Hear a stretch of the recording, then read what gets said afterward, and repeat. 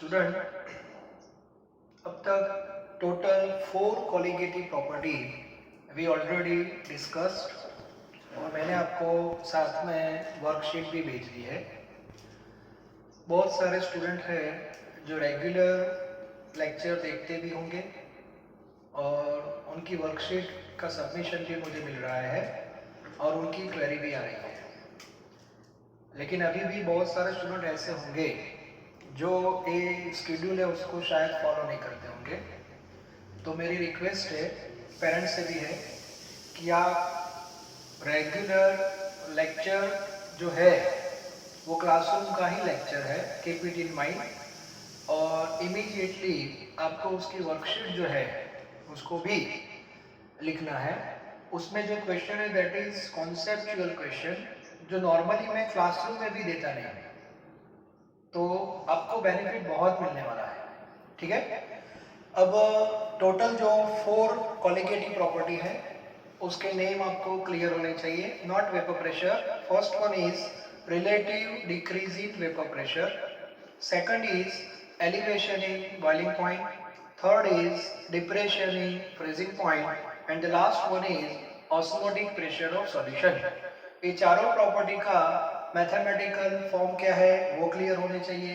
चारों प्रॉपर्टी की फॉर्मूला में राइट हैंड साइड आपने नोट डाउन किया होगा। कंसेंट्रेशन की कोई पर्टिकुलर मेथड वहाँ पे होती है, जैसे फर्स्ट प्रॉपर्टी में मोल फ्रैक्शन है, सेकंड में मोलालिटी है, थर्ड में मोलालिटी है और फोर्थ में मोलारिटी है। और साथ में राइट हैंड साइड में एक कांस्टेंट भी होगा। ओके, अब 2-3 जो क्वेरी आई है कांस्टेंट के बारे में, जैसे सेकंड में कांस्टेंट कौन है? Kb, थर्ड में Kf और फोर्थ में R, दैट इज कांस्टेंट। अब जो फर्स्ट प्रॉपर्टी थी उसमें कांस्टेंट क्या है वो अभी भी कुछ स्टूडेंट ने क्वेश्चन किया है। तो हमारी फॉर्मूला ये है P1 naught minus P1 upon P1 naught is equal to x2। Clear? तो ये जो P1 नॉट है उसको सामने ले जाओ। So P1 naught minus P1 is equal to P1 naught into x2. Now what is the meaning of P1 naught? P1 naught means vapor pressure of pure solvent at given temperature. अब first property जो हमारी है उसमें constant term जो है वो ये है P1 naught। प्योर सॉल्वेंट मतलब वाटर का वीपी मैं फाइंड करूं मेरे घर पे, या आप फाइंड करो आपके घर भी पानी होगा, दोनों का टेम्परेचर हमारा सेम होना चाहिए। So answer remain same. So first colligative property में कांस्टेंट टर्म आप किसको ले सकते हो? P1 नॉट को ले सकते हो। क्लियर? तो ये टॉपिक क्लियर होना चाहिए। इसके बाद ये चारों प्रॉपर्टी है उसकी एक एप्लीकेशन थी और वो एप्लीकेशन कॉमन एप्लीकेशन है to determine molar mass of unknown solute, जिसमें हम स्टूडेंट को बाहर भेजते थे, ठीक है, और बाद में उसको एक सॉल्यूशन देते थे। सॉल्यूट क्या डाला है वो हमको ही पता था, स्टूडेंट को पता नहीं है। फिर वो केमिस्ट्री की लैब में जाता है, वहां जाके क्या करता है? वहां जाके वो कॉलिगेटिव प्रॉपर्टी के प्रैक्टिकल करता है। कॉलिगेटिव प्रॉपर्टी है that is a practical term, और वहां से वो आंसर लेके आता है। और वो आंसर जो था अब तक मैंने ग्लूकोज का एग्जाम्पल लिया था और आपको पता है वो स्टूडेंट आंसर कितना लेके आता है? 180 ग्राम और मोल, दैट इज करेक्ट। अब तक हम यहाँ तक है। अब आज का जो टॉपिक है उसका टाइटल आप देखो, थोड़ा टिपिकल टाइटल है, मोलर मास के आगे एक वर्ड है एबनॉर्मल मोलर मास। अब ये वर्ड आपके लिए थोड़ा नया है। अब देखो, आज ये जो हमारा कॉलिगेटिव प्रॉपर्टी का जो टॉपिक है उसको मैं थोड़ा ब्रॉड करने जा रहा हूँ। अब तक हम पर्टिकुलर कंडीशन पे वर्क कर रहे थे, आज मैं थोड़ा उसको ब्रीफ कर रहा हूँ। तो मान लो कि वो जो स्टूडेंट जिसको हम बाहर भेजते थे, फॉर एग्जांपल उसको मैंने सॉल्यूशन जो दिया है उसमें H2O जो है उसमें हमने NaCl डाल दिया है, सोडियम क्लोराइड। अब ये सॉल्यूशन हमने वो स्टूडेंट को दिया है, ठीक है। अब वो स्टूडेंट केमिस्ट्री की लैब में जाएगा, वहां जाके कॉलिगेटिव प्रॉपर्टी यूज करेगा और वहां से वो NaCl का मोलर मास लेके आएगा, ठीक है। तो NaCl का जो मोलर मास है वो लैब से कितना आएगा? 29.25 ग्राम पर मोल। आप बोलोगे सर इसमें क्या है? एक बार NaCl का एक्चुअल मोलर मास क्या है वो भी आपको पता होना चाहिए। Na का 23, क्लोरीन 35.5, सो आंसर इज 58.5। तो NaCl का मोलर मास 58.5 है एक्चुअल, ठीक है। और कोलिगेटिव प्रॉपर्टी से आंसर कितना है? 29.25। अब आप बोलोगे सर वो स्टूडेंट की गलती होगी, उसको पता नहीं प्रैक्टिकल कैसे करते हैं, रीडिंग में शायद कोई प्रॉब्लम कर दिया होगा। स्टूडेंट की गलती नहीं है, ठीक है। यहाँ पे जो NaCl है उसका जो नेचर है, नेचर दैट इज इंपॉर्टेंट। तो अब मैं जो बात करने जा रहा हूँ बहुत इंपॉर्टेंट है। अब तक मैं आइडियल सॉल्यूशन वर्ड यूज कर रहा था, ideal solution, ideal solution, ideal solution, but solution may be non ideal. तो ये जो हमारा सॉल्यूशन है NaCl in water, that is example of non ideal solution. और जब हम स्टूडेंट को नॉन आइडियल सॉल्यूशन देते हैं और कोलिगेटिव प्रॉपर्टी से जब उसका आंसर आता है मोलर मास का आंसर, तो वो नॉर्मल नहीं आता, and such type of molar mass is known as abnormal. Abnormal का मीनिंग होता है समथिंग हाई और something low than normal molar mass. ये जो एग्जांपल है उसमें मोलर मास नॉर्मल से कम आता है। ऐसे भी बहुत सारे क्वेश्चन है जिसमें आप देखना एग्जांपल भी है जिसमें मोलर मास जो प्रैक्टिकल से आता है वो नॉर्मल से ज्यादा आता है, that is also known as abnormal molar mass. तो अब आपके दिमाग में क्लियर होना चाहिए कोलिगेटिव प्रॉपर्टी से हम जो आंसर लाते हैं, पर्टिकुलर कोलिगेटिव प्रॉपर्टी से ही मोलर मास का जो आंसर आता है दैट में बी नॉर्मल और abnormal, which depends on type of solution, whether solution ideal or non ideal। तो आज हम उसके बारे में थोड़ा डिस्कशन करने वाले हैं। बाद में हमें करेक्शन भी करना है कि सर एबनॉर्मल आ रहा है तो उसको नॉर्मल में हम कन्वर्ट कैसे करेंगे, how abnormal molar mass convert into molar mass. For that we have one factor which is known as Van 't Hoff factor, that is useful to convert abnormal into normal। Clear? तो आज का जो topic है वो ideal के साथ साथ हम नॉन आइडियल के बारे में भी थोड़ा पढ़ेंगे। तो सबसे पहले मैं 3 कैटेगरी में सॉल्यूशन को डिवाइड कर रहा हूं, between that is ideal solution, okay, here non-ideal, here non-ideal, and here also non-ideal।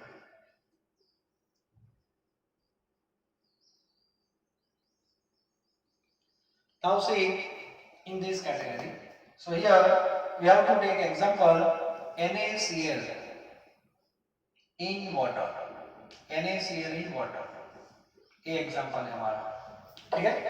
अब NaCl को वाटर में डिसॉल्व किया हमने, चलो NaCl पानी में डिसॉल्व कर दिया, ओके। अब NaCl किस फॉर्म में होगा, बाहर solid.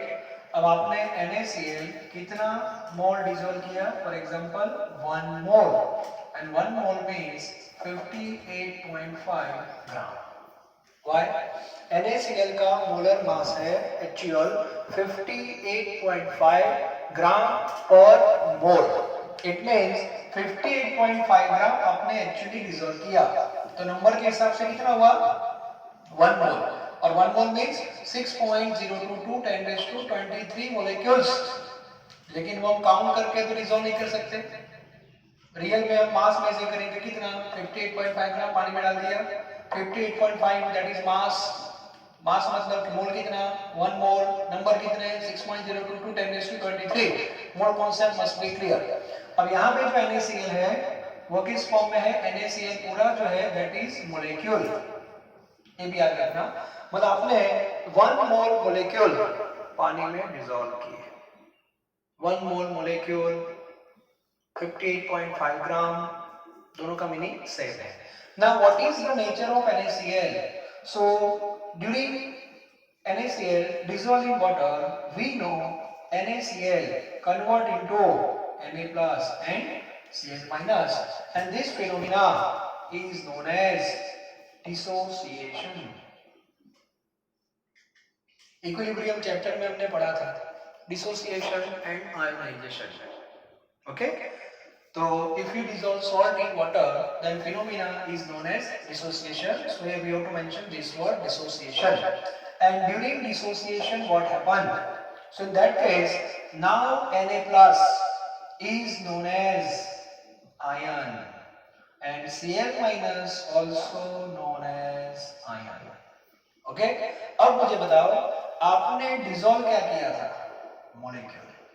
Now molecule will break, okay, and convert into ions. तो मुझे बताओ आयंस के कितने मोल्स आपको मिलेंगे?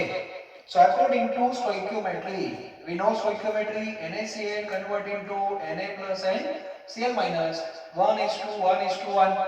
तो NaCl आपने कितना डिसॉल्व किया था? 1 mole. But what about moles of total ions?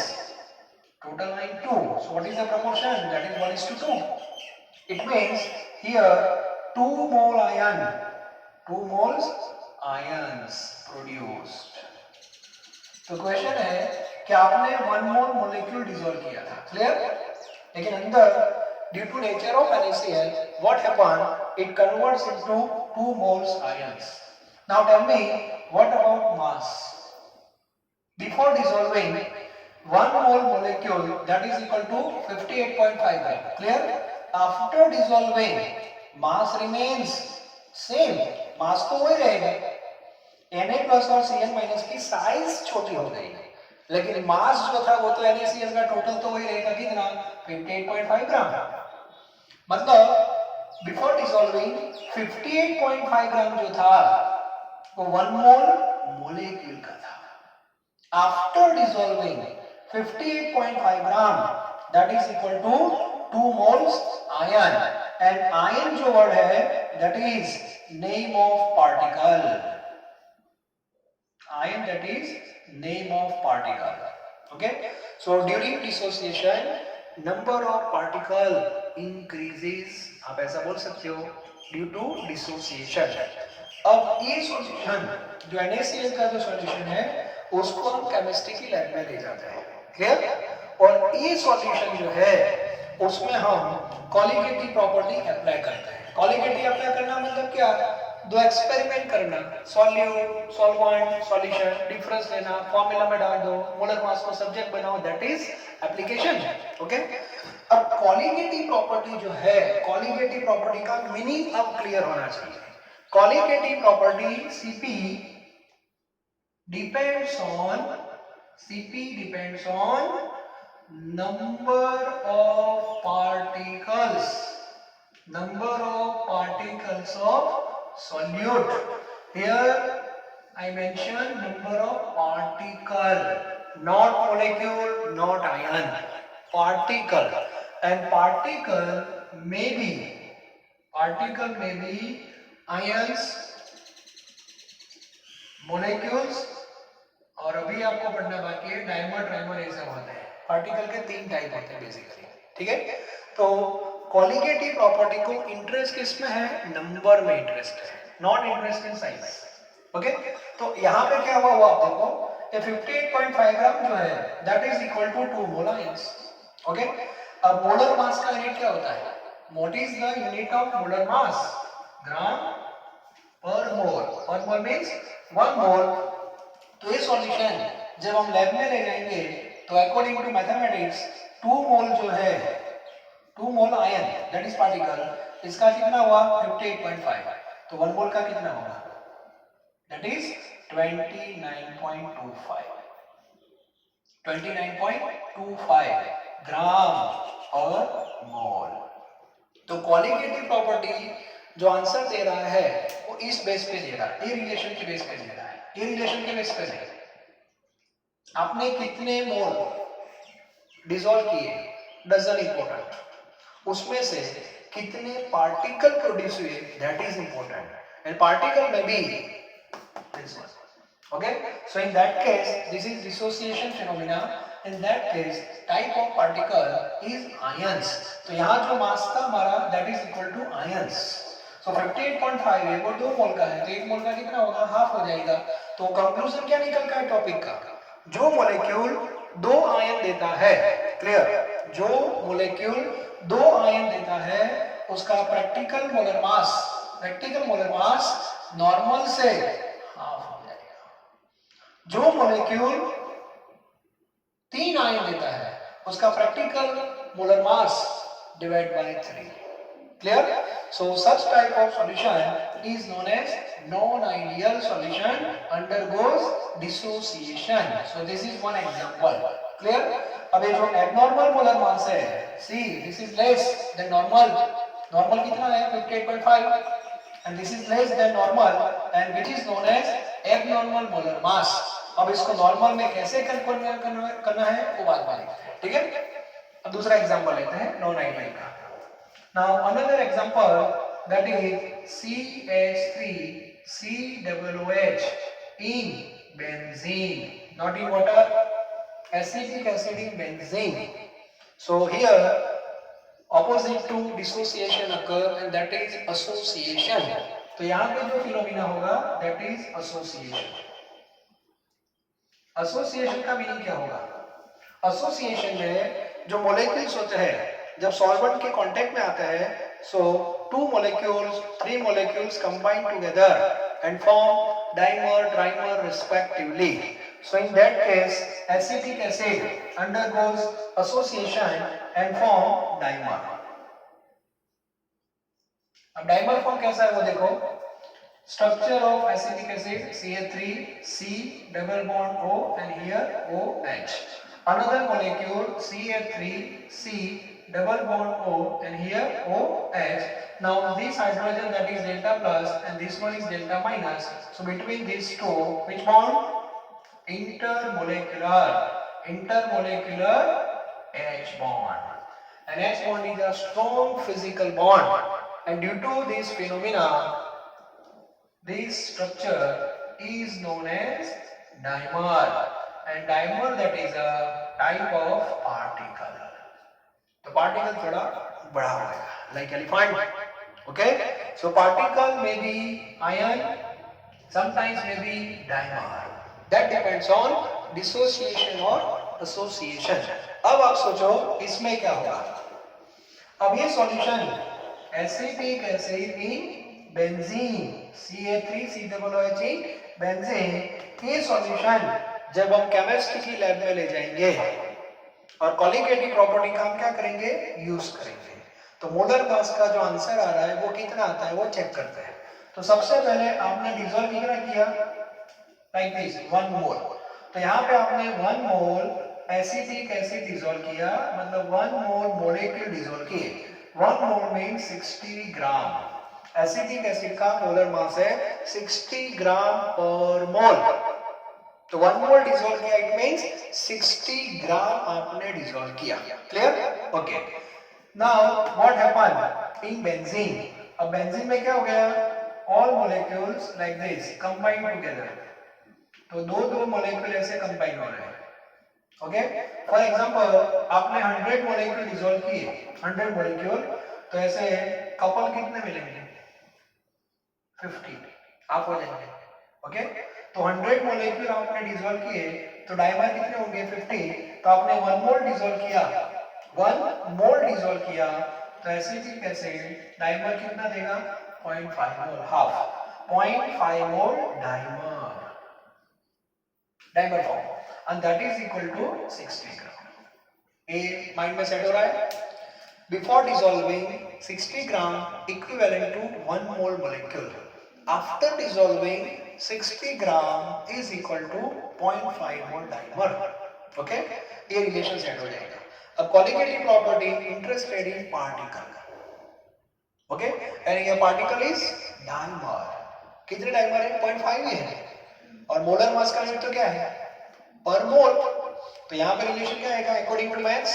0.5 का 60 ग्राम है तो 1 का कितना होगा दैट इज 120. तो यहाँ पे जो आंसर आ रहा है 120. that is more than normal. Normal का कितना 60 था और abnormal 120, and that is also known as abnormal molar mass. Now compare these two phenomena.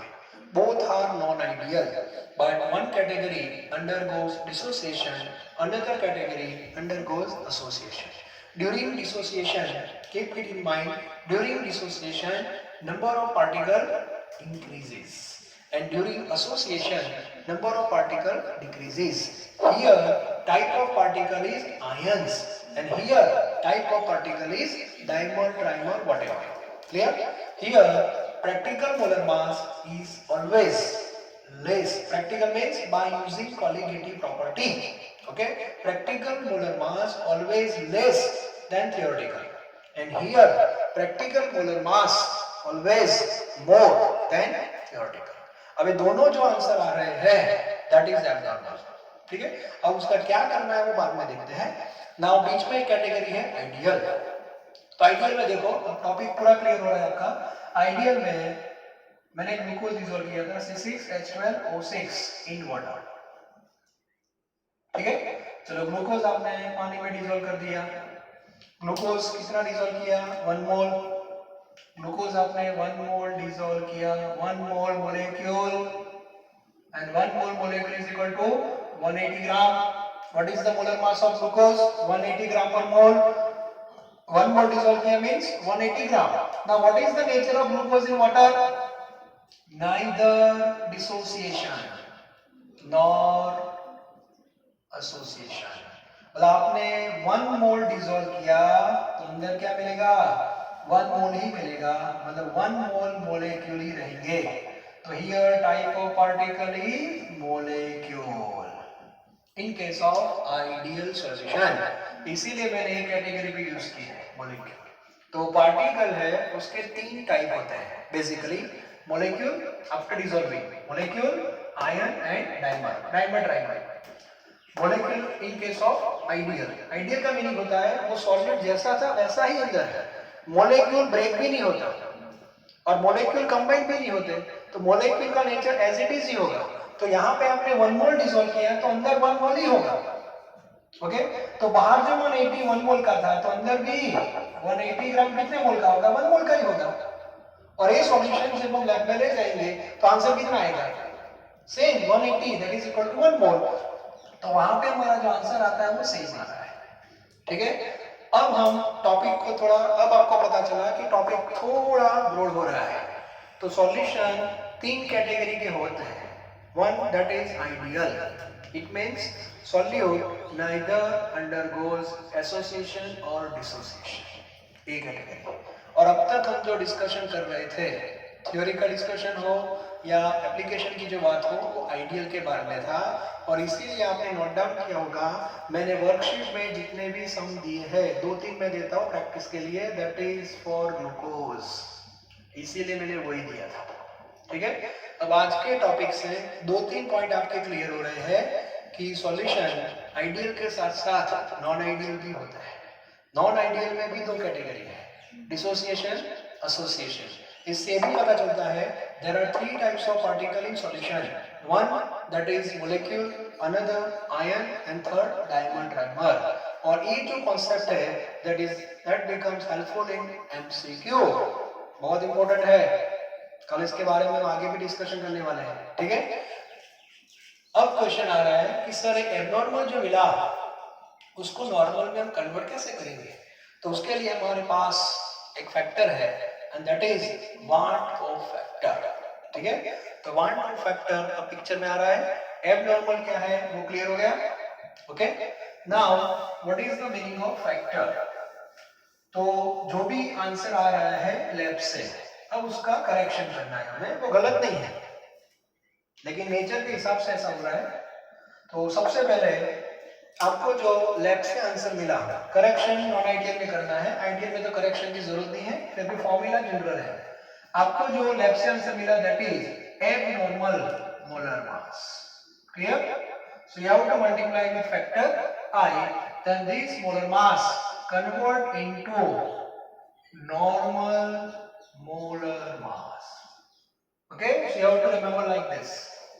So if you make subject I, then I is equal to what happened? Normal molar mass upon air normal molar mass. So this is formula to calculate I. Another formula based on theoretical and experimental word.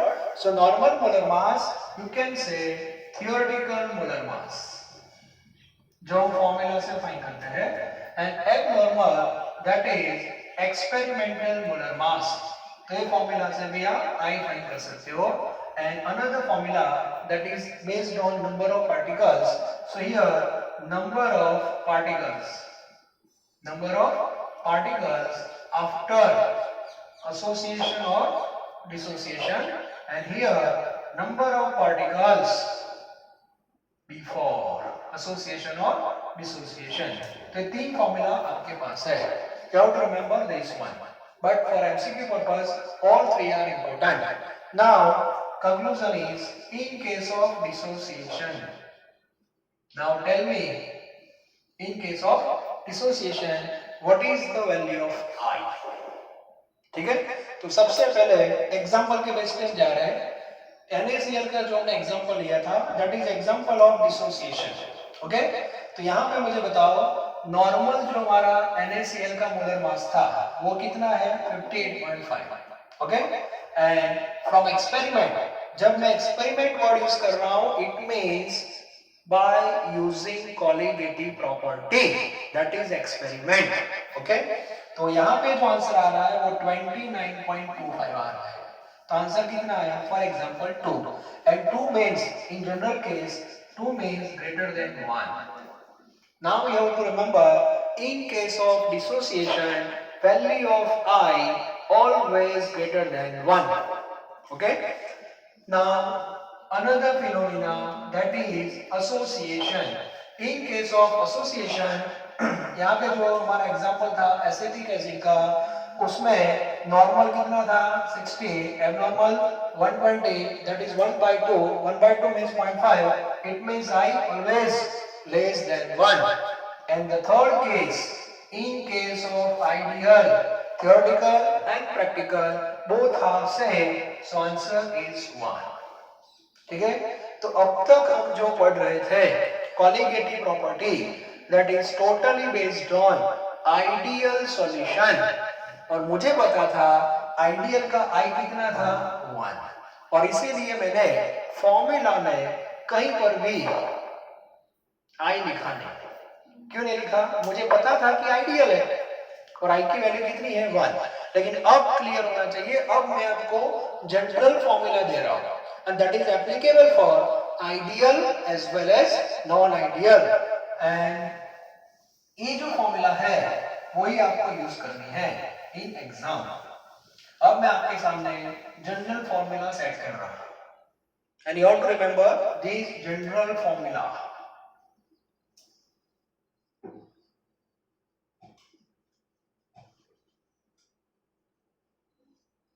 General formula applicable for ideal as well as non-ideal. Now the first one is, now tell me what is the first colligative property, that is relative decrease in vapor pressure. P1 naught minus P1 upon P1 naught is equal to x2. Okay, ये formula अब तक हम जो लिखते थे that is only for ideal solution, not general. Now it becomes general like this into I. Simple. Dot I कर देना है बस. Clear? Now second one is delta TB is equal to KB into M into I. And third one delta TF is equal to KF into M into I. And last one is pi is equal to CRT into I. And these all are general formula to calculate colligative property in form of I. अब मेरी advice क्या है, in future आप कोई भी numerical solve करो, कोई भी मतलब कॉलिगेटिव प्रॉपर्टी के, हाँ keep it in mind. Okay, तो वहां पे आपको फर्स्ट फॉर्मूला ये लिखनी है. For example solute is glucose, तो आपको पता होना चाहिए, हाँ ग्लूकोज है तो ग्लूकोज को आई क्या होगा 1, तो वहां पे बाद में आप आई मत देखना, नो प्रॉब्लम। लेकिन मान लो कि सॉलिड NaCl है तो फंस जाओगे, क्योंकि NaCl का आई 1 नहीं है, तो यहाँ पे आपको मेंशन करना पड़ेगा। ठीक है, अब आई की जो वैल्यू है वो डिसोसिएशन में ग्रेटर देन 1 है। ग्रेटर देन 1 मतलब कहां तक होगी वो भी आपको पढ़ना बाकी है, वो कल के लेक्चर में क्लियर हो जाएगा। ठीक है, लेकिन आज का जो मेरा लेक्चर था उसमें मुझे कॉलिगेटिव प्रॉपर्टी की जो चारों फॉर्मूला थे उसको थोड़ा जनरल फॉर्म में कन्वर्ट करना था, आइडियल और नॉन आइडियल के बेस पे, क्योंकि एग्जाम में न्यूमेरिकल MCQ किसी भी सॉल्यूशन का आ सकता है। और एक अंदर की बात मैं आपको बता दूं, ज्यादातर क्वेश्चन नॉन आइडियल के आते हैं। ठीक है, तो ये आपका कॉन्सेप्ट क्लियर होना चाहिए। तो आज का मेरा जो टॉपिक था उसमें एसोसिएशन डिसोसिएशन के बारे में डिस्कशन की। पार्टिकल है उसका जो टाइप होता है उसमें 3 कैटेगरी होती है, मॉलिक्यूल, आयन और टाइमर ट्राइमर, ये भी एक पॉसिबल है। अब जनरल में लास्ट पॉइंट आपको बता दूं, अब तक हम यहाँ पे खड़े थे, ए आइडियल का पॉइंट, आइडियल पॉइंट ये हमारा लोकेशन था, और यहाँ पे आई कितना था, दैट इज 1। अब तक हम वहां पे खड़े थे। अब आज के लेक्चर के बाद आपको पता चला कि जो आई है वो ग्रेटर देन 1 भी हो सकता है, इन विच फिनोमिना, डिसोसिएशन। ओके, और यहाँ पे आई लेस देन 1 भी आ सकता है इन केस ऑफ एसोसिएशन। तो कल तक जो मेरा लेक्चर था उसमें हम यहाँ पे खड़े थे। आज के लेक्चर के बाद आपको पता चला कि जो आई है वो इधर भी जा सकता है, इधर भी जा सकता है।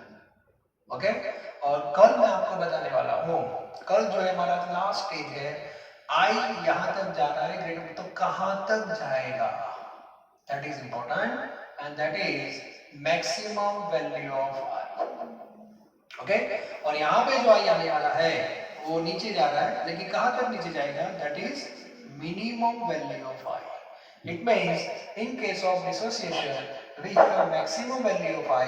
In case of association we have minimum value of I. लेकिन ये जो दो वैल्यू होती है that is different.